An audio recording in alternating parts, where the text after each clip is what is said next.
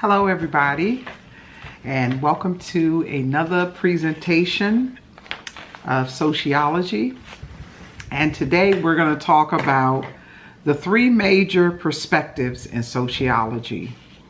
And when we talk about perspectives, we're basically talking about the symbolic interactionism, functionalism, and conflict theory. And we're looking at them on their level of analysis. The symbolic interactionist basically is, we're looking at that from the micro level. And basically the focus of this particular sociological perspective is the use of symbols and face-to-face interactions. We also, when we look at the functionalist perspective, which is a macro perspective, it's the relationship between the parts of society, how aspects of society are functional or adaptive. And then we have the conflict theory, which we also look at from the macro level, which is the larger general perspective of society. It's competition for sacred resources, or for scarce, it's competition for scarce resources, and it's also how the elite control the poor and the weak. So let's go into the symbolic interactionist perspective. It basically is also known as symbolic interactionism. So it basically tells you when you're dealing with a larger society, it basically tells you to look at the symbols and details of everyday life. How we interact with each other, symbols that we use, the details of our interaction, and anything that we do that has to do with interacting. And this is on a micro level. We're not talking about looking at this from the larger societal level, but micro means that you're looking at how people interact. How do they interact with society? How do they interact with one another? When you're driving on the road, you're interacting in society, and you're looking at signs and symbols that tell you when to stop, tell you when to go. Some roads tell you there's deers about to cross the road, or you have some symbols that tell you, okay, well, you're getting ready to run into a curvy situation on the highway. Symbolisms. Symbolic interaction traces its origin to Max Weber. And it basically says that individuals act according to their interpretation of the meaning of their world. George Mead introduced this perspective to American sociology in 1920. So basically what it's saying is that based on how we interpret the meaning of our world and the things that are in our world that we come into contact with, that we interact with, that we touch, we actually define ourselves based on that, and we define our surroundings based on that. We define from a macro perspective what society looks like, and even what it expects of us. And so according to symbolic interactionist perspective, people attach meaning to symbols, and then they act according to their subjective interpretation of these symbols. Verbal conversations is one of them, which spoken words serve as predominant symbols. It's very important when we look at verbal communication, because what we're saying here is, and what most of us experience is, we define our relationships based on that interaction, on how we are interpreting what we hear, the words that we use, the way we pronounce things, the energy that we get behind those particular things. And so we are looking at how we interact verbally, and when I'm speaking to you, how do you feel when you hear me talk and when you hear my verbal conversation? What does it do for you? How does it affect you? How do you relate to that? And so they also, the words that I'm speaking, they're very important because they have a meaning for me as the person that's speaking these words. So hopefully I'm getting across to you the message of the sociological perspectives that we use to basically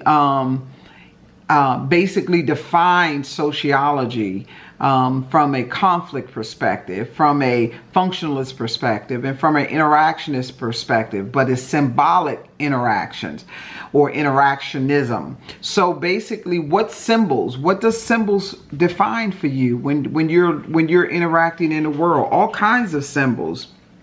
And even though words may seem, kind of like a very broad type of definition for symbolic interactionism, words are not static things. They require intention and interpretation. So conversation is an interaction by symbols between individuals who constantly interpret the world around them. So black dots and lines become more than mere marks on a page. So when we're looking at the written word, the spoken word, they all have meaning for us based on our personal perspective, our objective perspective of what we're defining that is being said. And sociologists will look at conversations that people have, and based on how those conversations are being portrayed or experienced, it can be easily seen, because I could say something to you and how you respond to me will tell me how you are defining the words that I'm sending to you. And so not all the time do we get it right, because there are times where we have conversations with people and we say things and they take it a certain way and we're like, wait a minute, I didn't intend for you to take it that way. Well, could we have said it another way? Could we have interacted, use our conversation as a symbol to interact differently? Can we choose words differently?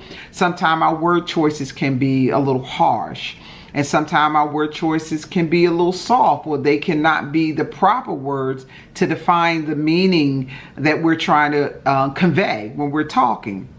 And so we look at the symbolic interactionist perspective, and it's basically giving serious thought to how people act. And then we seek to determine what meaning individuals assign to their own actions and symbols. So how am I responding to my own conversation? When I'm talking and I get a reaction from you, how do I react from the reaction that I'm getting? Do I try to redefine my conversation so that you can get a better interpretation of what I'm trying to say? How do we interact with one another? Through symbolisms, through interpretations. And so we can look at that even with the institution of marriage. We look at wedding rings, vows, flowers, and music. And so there are symbols that go with everything that help us define the situation that we're in. For instance, you go into a doctor's office, the symbolic interaction is, what symbols do you look for when you go to a doctor's office? Have we gone so far that we can now walk into a doctor's office and not really see symbols that we grew up being acquainted with? For instance, how many times do you go into the doctor's office now and he doesn't even have on a white coat? Remember, the white coat used to be a very strong symbol that you were talking to a doctor. Now everybody in the hospital wears white coats. The cook behind the counter wears a white coat. The janitors wear white coats. The nurses wear white coats. The transportation people wear white. Everybody's in a white coat. Lab technicians in white coats. So that symbol of a doctor is no longer relevant, or we can no longer just interpret that particular symbol and relate it to a doctor. And so we have meanings for everything, and how we define those meanings, even when it comes down to love, we associate symbols with the love. We associate certain acts or certain ways that we interact with one another. We define love by those interactions. And so even when it comes to you know, how we look at television and try to define the meaning that media is trying to portray to us. So we often neglect, or it is often said that symbolic interactionists, which means that sociologists who tend to lean more towards using their sociological imagination based on the symbolic interactionist perspective, they have a tendency to think, or people have a tendency to think, that maybe they don't look at the bigger picture enough. Maybe they are too microscopic when it comes down to trying to interpret society and how we interact with the groups that are in society and society in general. Sometimes we just miss the larger picture, and we focus too closely on the tree and not necessarily the forest that the tree is in. Or we might not focus on the bigness or the smallness of the ring in the relationship. We might just focus on the ring. So we might leave out some details as symbolic interactionists. So there's just that, you know, that's a brief detailed understanding of the symbolic interactionist. And our next sociological perspective is the functionalist perspective. Now, I tend to lean a little more towards the functionalist perspective because I think everything in society functions for the betterment of society. And basically the functionalist perspective means that society is interdependent and contributes, or the functionalism, each aspect of society is interdependent and contributes to society's functioning as a whole. The government, state provides education for children of the family, which in turn pays taxes, on which the state depends to keep itself running. So there is kind of like it's kind of like the engine and the car, the parts in the car. Although those parts are independent and they have their own function, they really don't have a relevancy outside of the unit of the car or the unit of the vehicle that you're driving. So you can't just take the axle and say you have a car. You need the axle to hold on the wheels, or you can't just separate the engine and look at the engine. I mean, a symbolic interactionist will probably look at those parts in the car and say, you know, let's see, what is this trying to tell me? If I'm looking at a battery and a starter, okay, that's telling me that this is a vehicle, that, you know, this goes to a vehicle and it helps the vehicle move. And so the interpretation I would give to the symbol of the things in a car would basically help me define the car and its purpose. A functionalist will basically tell you that, yeah, we're going to look at that, but we're not going to look at it as a separate thing. We're going to look at it as a whole. How does it fit into the larger functioning part of society? In other words, we're just not going to look at the government and say, okay, the government is an agent of socialization. No, the government touches education. The government touches your peers. The government touches your family. The government touches the media. And so the government touches employment. So we're going to look at, how does the government function in society? What other parts of society does the government touch? Or what other parts of society needs the government in order to be whole, in order to function? And so this, you know, it's just like the family is dependent upon the school to help children grow up, to have jobs and to raise and support their families. So we can't just look at the family as an agent of socialization and see it as an island to itself, because when we talk about the agents of socialization, we brought forth the idea that the family does not function apart from itself. That means that your socialization process is not limited to your family. Socialization itself functions for the betterment of society. So a functionalist is not just going to look at your family. A symbolic interactionist might look at the family and kind of focus on the family to try to interpret society and how it affects us. But in general, that's a more microscopic perspective. But basically, sociology is not necessarily microscopic in and of itself, and it's not macro in and of itself. But in order to take society into play, we have to go beyond just the microscopic perspective. Remember, we talked about the fact that we have to have a sociological imagination.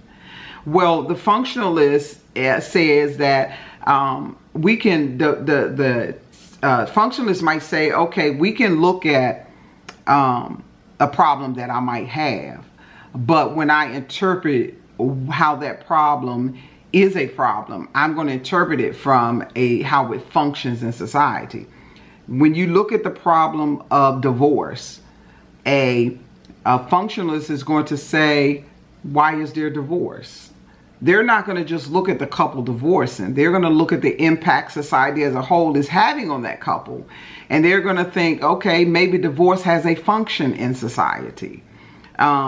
It's not a good or bad thing. Interactionists might look at it and say, wait a minute, there's some microscopic issues that we're not taking into account. It's more than just how divorce functions in society, but what is causing divorce to even be a part of society. And so that's what we look at when we look at the functionalist perspective. How do things function? When the functionalist looks at society, they believe society is held together by social consensus or cohesion. In other words, they believe that as members of society, whenever we participate, we're agreeing with society. We are agreeing upon working together to achieve what is best for society as a whole. So when we look at Emil Durkhiem, his perspective was mechanical solidarity and organic solidarity. Mechanical solidarity is basically a form of social cohesion that arises when people in a society maintain similar values and beliefs and engage in similar types of work. Of course, there's more details to that and more, but we're just trying to give you a little taste of what these perspectives are. Organic solidarity is a form of social cohesion that arises when the people in society are interdependent, but hold to varying values and beliefs and engage in varying types of work. So in other words, mechanical means that we all do believe, we all agree that we're going to all have the same norms. We're going to see the sacred things the same way. We're going to look at work and the perspectives of work and the types of work. We're going to agree with society, okay, to maintain that definitions and those, that kind of solidarity. But then the organic says, yes, we got solidarity, and there's a functional perspective of solidarity. But while we agree with the larger society, we also believe that we can have our own personal norms and values and worth ethics that we can contribute to society. So we can add on to what society has already brought to us, and we can continue to make society better. And so the functionalist basically looks at how society functions. And one of the functionalist sociologists is Robert Merton. He divides human functions into two types: manifest functions and intentional and obvious, while latent functions are unintentional and not obvious. So there are things that you do intentionally. You function a certain way on purpose, and then there are certain latent functions that come out of the intentional functions that you didn't necessarily intend to have come out of them. So in other words, go to a church or a synagogue to worship, but a latent function to help members learn to discern personal from institutional values. So that might not necessarily be your intention when you go to church, but it has a tendency to be a latent function of the church or the synagogue or the mosque. The doctor's office, their intentions are to find out what's wrong with you. But not all the time is the doctor's intentions to make you well or help you prevent an illness. I remember a time when we used to go to the doctor when we were little, and our primary care doctor did everything. I mean, the exam that they did on you when you went into the office took at least an hour. They were very thorough. They had a very good working understanding of the human body as a whole. There weren't as many specialists as we're dealing with today. And so I see how if I was to look at this from a functionalist perspective, it may function better for society to have specialists rather than to have one doctor who specializes in everything. So society is saying, wait a minute, that's a little bit too much for one person. So let's try to make society function and flow a little bit better. So let's make it so that doctors are specialists in certain areas. And when their patients come to them with other issues, then they are to send those patients to the specialist. So now you go to the doctor's office and you can no longer just go in there and a doctor will give you a pill for your anxiety and a pill for your headache and a pill for your diabetes or your heart, your blood pressure, or, you know, when you get sick or get a cold. Now, when you go into the doctor's office, the doctor will say, well, when is the last time you saw a neurologist? Or when is the last time you saw a cardiologist? And they begin to write out the scripts for you to go to these specialists. And so now that is an unintentional or a latent function that is happening in the medical field. It's becoming more intentional now than it has been latent. At one point in time, it was kind of latent. It wasn't obvious. But today, it is very obvious. And so, now, latent functions was often demand a sociological approach to be revealed. A sociological approach in functionalism is a consideration of the relationship between the functions of smaller parts and the function of the whole. So we take the micro and the macro in perspective, and we look at it from the macro perspective. So in other words, you can't just look at the school system apart from society, apart from its function in society and how the school system has an intentional function in society and a latent function. A latent function of the school system might be to teach your children how to behave. So when they go to school, they're not just going to learn academically. They're not just going to learn math and reading. I remember when we used to go to school, we had home economics. They taught us how to cook and clean and wash. And so the school had a very latent function, which was not as obvious. And today it's even more latent because there's more intentional focus. There's a more intentional function of the school system today. And last but not least, we're going to look at the conflict perspective. I kind of like this one too. I'm more of a functionalist kind of girl when it comes down to sociology and defining society and the groups and how they, you know, affect one another. But at the same time, the conflict perspective, it came from Karl Marx's writings on class struggles. And the conflict perspective focuses on the negative, conflicted, and ever-changing nature of society. Unlike the functionalists who defend the status quo, avoid social change, and believe people cooperate to effect social order, conflict theorists challenge the status quo, encourage social change, even if it means a revolution. So conflict believe rich and powerful people force social order on the poor and the weak. And we know that is true. We know that is true. So that's conflicting because both groups, the rich, the poor, the weak, and the strong, all have to find its purpose in society. And so you get a lot of classism, stratification from the conflict perspective.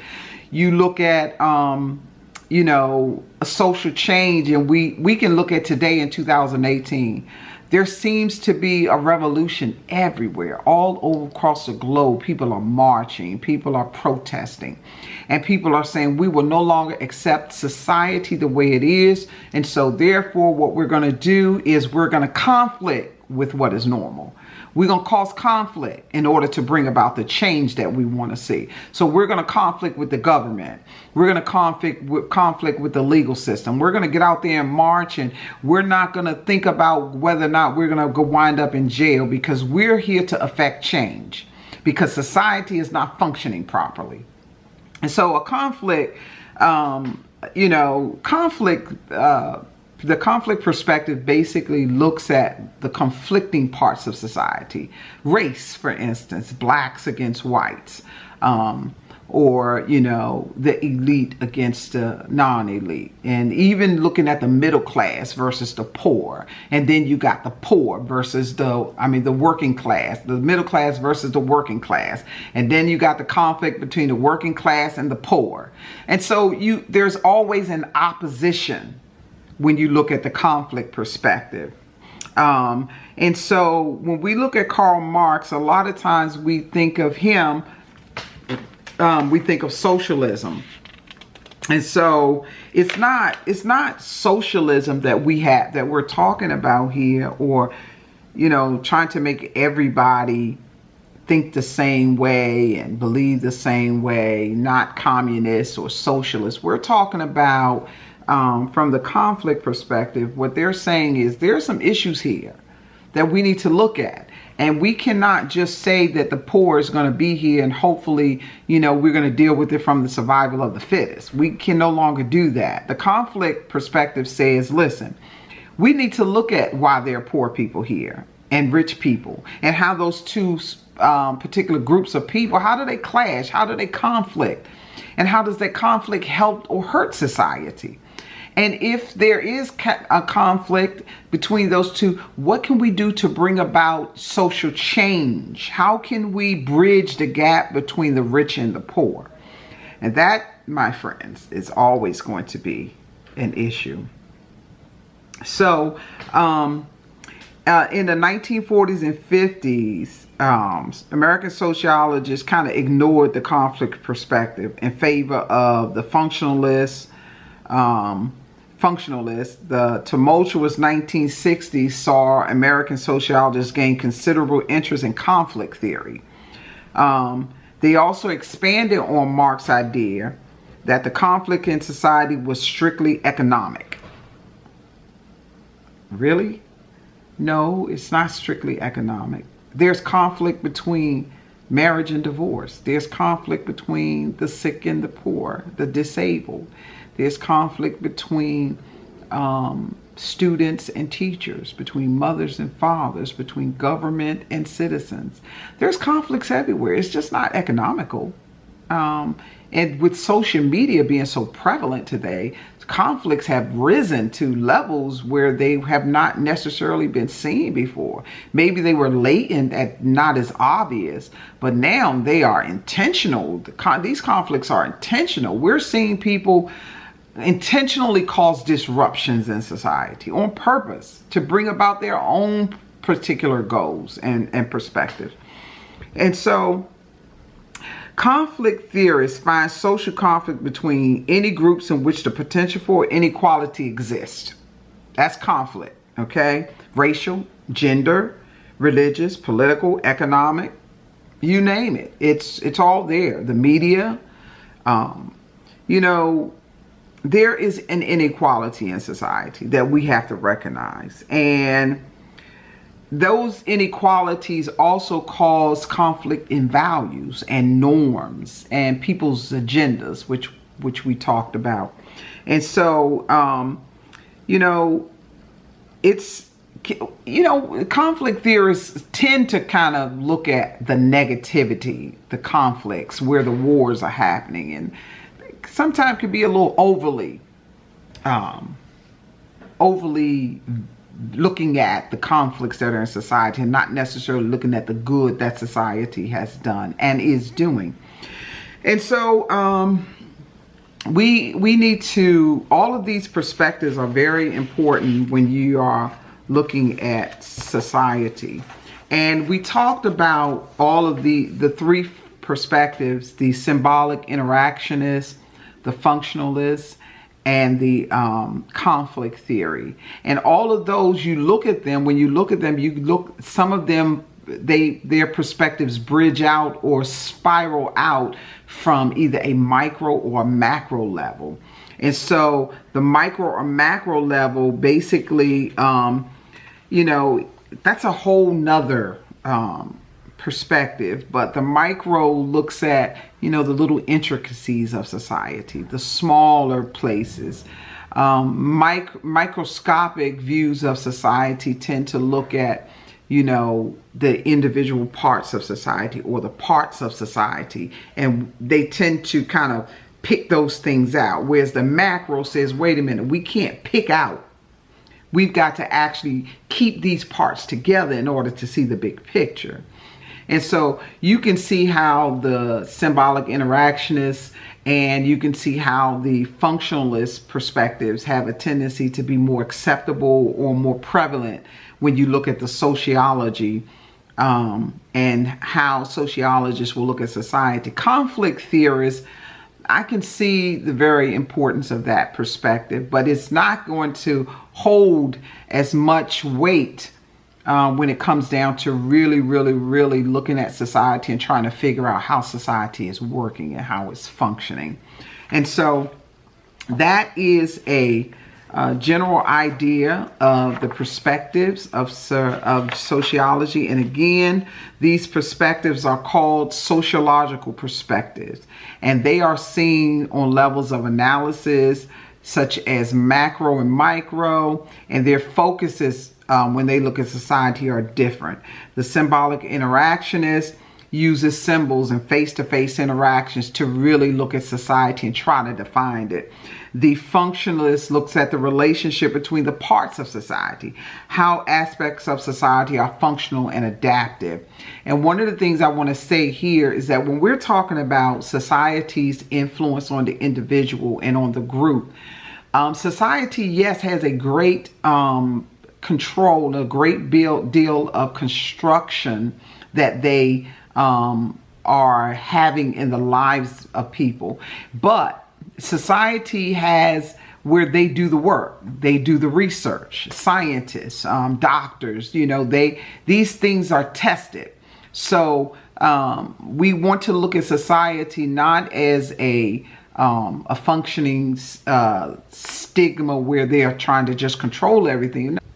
There is much research that society does. And, functionalists, we can look at all of the specialty areas. And those specialty areas, science, for instance, science has a lot of weight that it has on some of the choices and ideas that society uses. In the field of medicine, we just can't say, that the medical field is just doing what they want to do. A lot of the medical field's choices and ideas are backed up by science, backed up by research. The norms and values in society have been tested and tried over time, and so society adopts them because they have been effective. So, it's just not about living in society and saying, oh my goodness, so we're being socialized and we don't have any control over it, or, the men, in the government and the people that make the rules and regulations for society, they're just doing whatever they want to do. No, they have put in the work. And so, even when we talked about religion as an agency of socialization, we realized that the reason that religion is a very functional part of society is because it works. It helps society. It helps society control its citizens. It helps society get across its morals and its values. And this has been tested and tried over time. Societies grow out of religions. And so it's not these are not just flippant ideas that we're talking about. We're talking about ideas and perspective that have worked over time and across generations. And so like I said before, society was here before we got here, and society will be here when we're gone. And whether or not is this society, it might be another society. It'll be a society basically. And so you will not be just living like cavemen and women. Society functions to keep everything in control. We need to make sure that people are living, lives where their lives are, functioning and working for society. And so I appreciate being with you all at this moment and for this particular discussion. And hopefully these three major perspectives in sociology can give you some insight on how sociologists might begin to look at society and the relationship it has with the groups that are in society. And so we talked about George Mead, we talked about Emil Durkhiem, and we also talked about Max Weber and Robert Merton. And so we looked at, some of the theorists and some of the, the guys who are very important to the history of sociology. And so from that perspective, we're going to just keep moving on. And I think our next session, we're going to talk about roles. We need to discuss roles in society. We need to discuss how individuals learn to function in society. And we talked about the foundation of how we are trained and how we are socialized to interact and to function in society. But what we have not discussed was from a interactionist perspective, we want to talk about the roles that people play in society and why roles are important to society. For instance, I'm a daughter, I'm a mother, I'm a sister, I'm a aunt, I'm a niece, I'm an employee, I am a veteran. I have many roles that I play. And so how do those roles conflict? How do those roles conflict? And so we're going to talk about even strain theory. All of these perspectives are very important. And so I just want to thank you, and we will see you next time. Bye-bye.